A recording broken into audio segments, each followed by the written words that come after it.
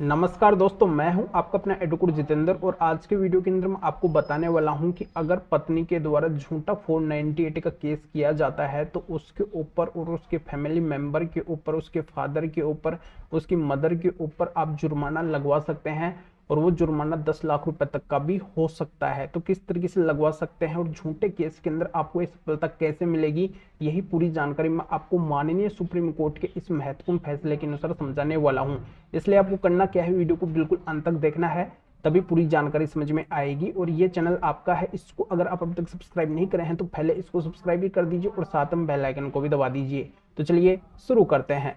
तो दोस्तों, इस मामले के अंदर ऐसा होता है, 2015 के अंदर शादी होती है और शादी के कुछ समय के बाद में जो पत्नी के पिता होते हैं उनके द्वारा हिसार हरियाणा के अंदर 498 की एफआईआर करवाई जाती है पति और पति के फैमिली मेंबर्स के अगेंस्ट। फिर 5 दिन बाद में उदयपुर राजस्थान के अंदर फिर से एक एफआईआर करवाई जाती है पति और पति के घर वालों के खिलाफ 498 की, और उसके अंदर भी समान एलिगेशन होते हैं जो एलिगेशन हिसार हरियाणा के अंदर एफआईआर के अंदर लिखवाए गए हैं। जब पति को पता चलता है तो घबरा जाते हैं, परेशान हो जाते हैं कि समान आरोपों की एक जैसी एफआईआर दो जगह पे कैसे हो गई है, तो ये होना ही नहीं चाहिए, कानून के खिलाफ है। तो फिर पति के द्वारा राजस्थान हाईकोर्ट के अंदर इस मामले की क्वेश्चन पिटीशन फाइल की जाती है। तो इसके ऊपर हाईकोर्ट का ये कहना होता है कि उदयपुर के अंदर पहले एफआईआर करवाई गई है और इस बात का पता नहीं था कि उन्होंने हिसार के अंदर भी एफआईआर करवा रखी है, इस वजह से ये केस भी यहाँ पे दर्ज हो गया है, तो ये केस यहाँ पे चलेगा। यानी कि हाईकोर्ट से पति को कोई भी सफलता नहीं मिलती है,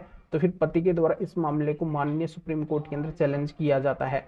तो फिर माननीय सुप्रीम कोर्ट के द्वारा इस मामले को बहुत ही गहराई से देखा जाता है। तो माननीय सुप्रीम कोर्ट को पता चलता है कि जो पहले एफआईआर हिसार हरियाणा के अंदर करवाई गई है तो उस केस के अंदर तो पत्नी की तरफ से कोई भी उपस्थिति नहीं हुए हैं और वो केस केवल पति के ऊपर ही चला है।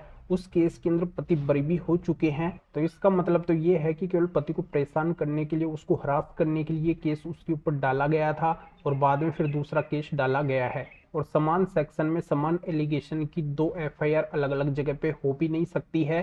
तो इस तरीके से ये केस करना पति के साथ में हरासमेंट हुआ है, पति को परेशान किया गया है और कोर्ट का समय बर्बाद किया गया है। तो पति के ससुर के ऊपर 5 लाख रुपए का जुर्माना माननीय सुप्रीम कोर्ट के द्वारा लगाया जाता है कि 2.5 लाख तो आपने जो कोर्ट का समय बर्बाद किया है तो लिटिगेशन चार्ज आपको कोर्ट के अंदर जमा करवाना है और 2.5 लाख रुपए आपको पति को देने हैं। तो इस तरह से पति के ऊपर झूठा केस करने पे पत्नी के पिता और पत्नी को ये पनिशमेंट मिलती है। तो ये जानकारी आपकी समझ में आ गई होगी। आपके ऊपर भी अगर झूठा केस डाला जाता है तो इस तरीके से आप उनको पनिशमेंट दिलवा सकते हैं और 10 लाख रुपए तक का भी उनके ऊपर जुर्माना ये लग सकता है। तो ये जुर्माना मामले की परिस्थिति के ऊपर डिपेंड करता है। तो इस मैटर के अंदर अगर आपको और भी कोई कानूनी सहायता चाहिए और भी अगर आपकी किसी भी तरीके की कोई भी कानूनी समस्या है तो स्क्रीन के ऊपर मेरे व्हाट्सअप नंबर शो हो रहे हैं, इसके ऊपर व्हाट्सअप मैसेज करके अपॉइंटमेंट बुक करवा के डायरेक्टली मेरे से कॉल के ऊपर बात कर सकते हैं। अपनी किसी भी तरीके की कोई भी कानूनी समस्या है तो उसका समाधान मेरे से जान सकते हैं।